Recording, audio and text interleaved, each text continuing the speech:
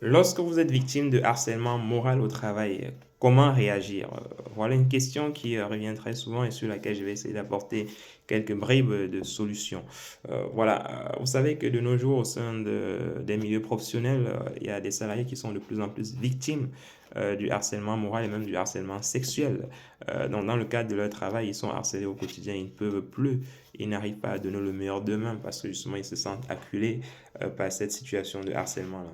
Alors, vous devez faire plusieurs choses. La première chose, lorsque vous êtes victime de harcèlement moral ou sexuel au travail, la première chose, c'est d'informer votre employeur, la hiérarchie. Donc, il doit avoir une information de votre part pour que l'employeur puisse être au courant justement de cette situation-là. Et une fois que l'employeur est informé, normalement, il doit prendre des mesures pour faire cesser la situation de harcèlement. Donc, il doit mener par exemple des enquêtes, essayer de voir ce qui se passe concrètement et prendre des sanctions exemplaires par rapport aux salariés, n'est-ce pas, qui se rendent coupables de cette situation de harcèlement-là.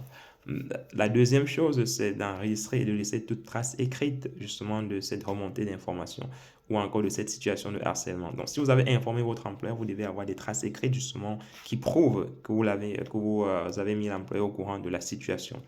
Et si vous avez également la possibilité d'enregistrer justement des cas de harcèlement dont vous êtes victime, n'hésitez pas à le faire. Donc, vous devez enregistrer, vous devez faire des audios. Si vous avez les possibilités d'avoir des remontées aussi de mails, vous pouvez envoyer des mails à votre supérieur, la personne qui vous harcèle. Essayez d'avoir aussi des traces écrites, comme ça, dans ce cas, demain, s'il y a un contentieux, vous aurez quand même des faisceaux d'indices qui prouvent qu'il y a une situation de harcèlement vous concernant. Et enfin, je vous invite aussi, si vous êtes victime de harcèlement, à porter plainte devant les juridictions, devant les juridictions compétentes pour que la personne qui est coupable de harcèlement, effectivement, qui se rend coupable de cette situation de harcèlement-là, soit sanctionnée comme il se doit. Parce que vous devez savoir une chose, c'est que le harcèlement, c'est une infraction pénale.